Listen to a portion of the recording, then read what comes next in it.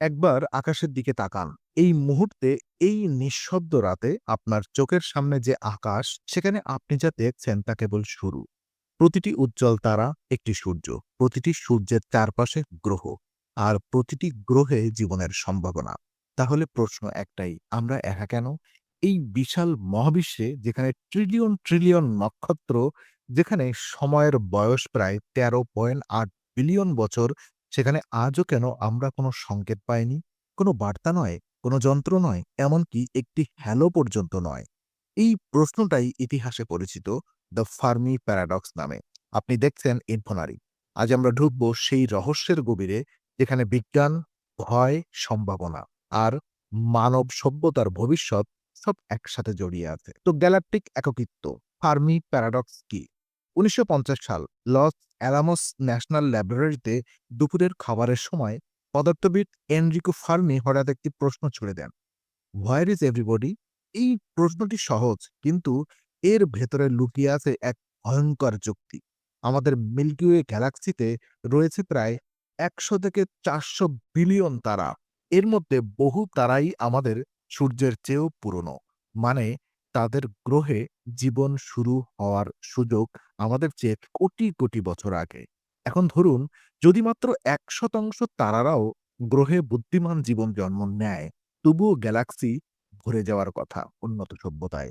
আর যদি কোনো সভ্যতা আলোর গতির ১% গতিতেও ভ্রমণ করতে পারে, তাহলে পুরো মিল্কি ওয়ে ছড়িয়ে পড়তে লাগবে মাত্র ১০ থেকে ২০ মিলিয়ন বছর। এই সময়টা মহাবিশ্বের বয়সের তুলনায় একটি চোখের পলক। তাহলে তারা কোথায়? কেন আমরা কোনো ডাইসন স্ফিয়ার দেখি না? কেন কোনো এলিয়েন রেডিও সিগন্যাল ধরা পড়ে না? কেন চাঁদে, মঙ্গলে বা সৌরজগতের কোথাও তাদের উপস্থিতির চিহ্ন নেই? এই বিশাল বৈপরীত্যই হলো দ্য ফার্মি প্যারাডক্স। তো আশাবাদী হিসাব আমরা দেখার কথা কেন? ড্রেক ইকুয়েশন একটি সমীকরণ যা হিসাব করে গ্যালাক্সিতে কতগুলো সভ্যতা থাকা উচিত।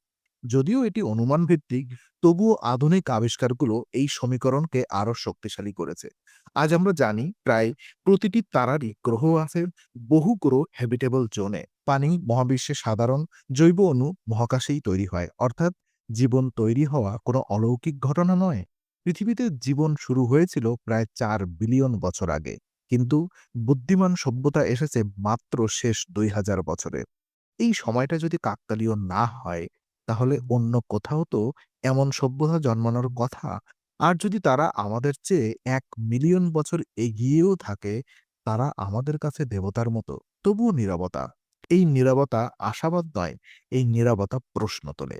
দ্য গ্রেট ফিল্টার, আমরা কি পেরিয়েছি নাকি সামনে? সবচেয়ে ভয়ঙ্কর ব্যাখ্যাটি হলো দ্য গ্রেট ফিল্টার। এটি এমন একটি ধাপ যেখানে অধিকাংশ সভ্যতাই আটকে যায়।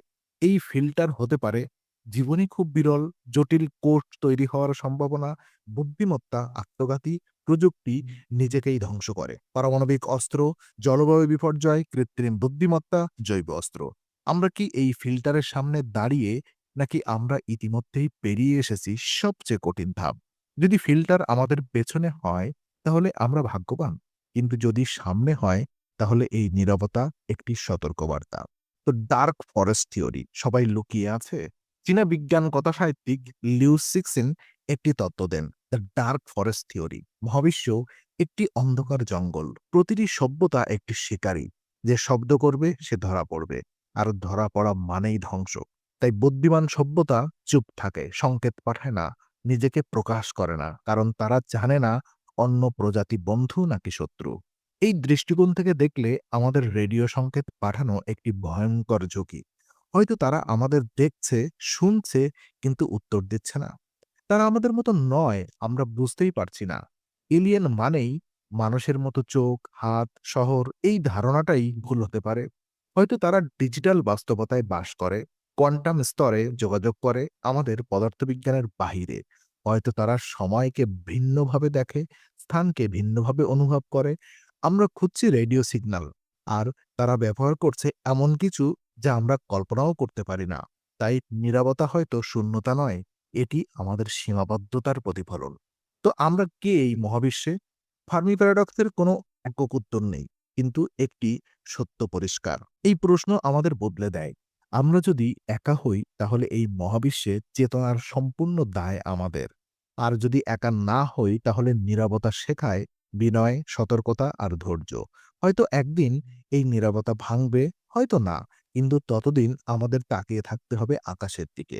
প্রশ্ন করতে হবে আর নিজেদের সভ্যতাকে এমনভাবে গড়তে হবে যেন আমরা সেই নীরবতার আরেকটি শিকার না হই। তো আপনি দেখছিলেন ইনফোনারি, যেখানে প্রশ্নই আমাদের যাত্রা আর মহাবিশ্ব আমাদের গল্প। Stay curious, stay ইনফোনারি।